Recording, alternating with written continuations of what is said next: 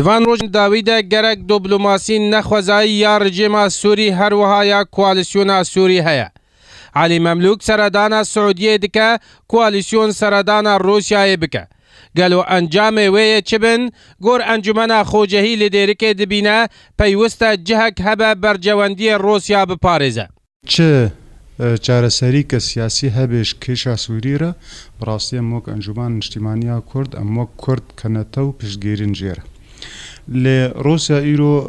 دەولەتەکە خودی هێزە خودی مەساڵحات هەندرێ منتەقێدا و دەمانە مەساڵحێ خۆیت هەندرێ سووری دەتخوازی مینای تەرتوس دەوێت جهەک ژێر هەبێت دمیا هەدافی ئەدە و بەریانها تەرحات بوو کرێن ئن و ئسکەندەر نادەبێ و دوی دیونه روسی ات سوری دا گلک هنه او ضمانه وا دیونات خوازه و سعودیه هگرد بروری وا دیونا بده روسیا ام ادبجم روسیا و دست خواهش نظام اسد بکشینه جبر نظام اسد پیش وقتی جیر نمای لی پارتیا پیشورود بیجه ام بچاره سریا آشتیانه رنه و او ویرانیا لسوری دبه گرک راوسته و نامه اماجی دست پیکیجی اوه ئێمە ئەم وەک پارتی دیموقراتی پێشوەرە و کورد سووریا ئەم هەر وەختی ئەم دخوازن چارەسەرکردنا پسگرێکە سووری بڕێنگێکی ئەشتیانە بێ جبەر ئەم دخوازن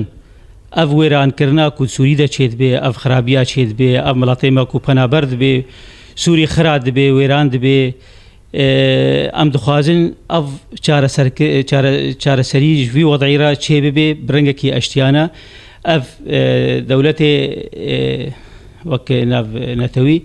ام دخوازن حلكي جيره تشي بكن برنگكي سلمي ام في خرابيه في ويران كرنيه سوري ام خلاص ببن وك بريجي مطرح كري وفد ما تشوي جنيفا يكي وجنيفا دو يجي هر وقتي ما رنگ اشتيانا ما طرح كريه ومخوستيا ام چاره سر بكن سوري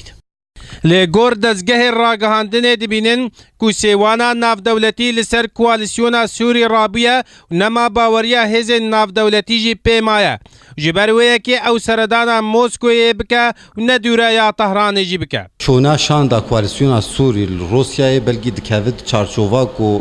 همی هزن ناونتوی ایدی گلک باوریه کوالیسیونا سوری ناین جبر نباوریا کوالیسیون به مافک نتوان سرخاکا سوری هر وسط پشگریا و ج هزن اسلامی آن اول پرستان را بلکه اوه هلشتیا کو هزن ناونتوی هنگی دست خوش پش کوالیسیونا سوری بدن عالی کی او جی نچار بویا کو بره خو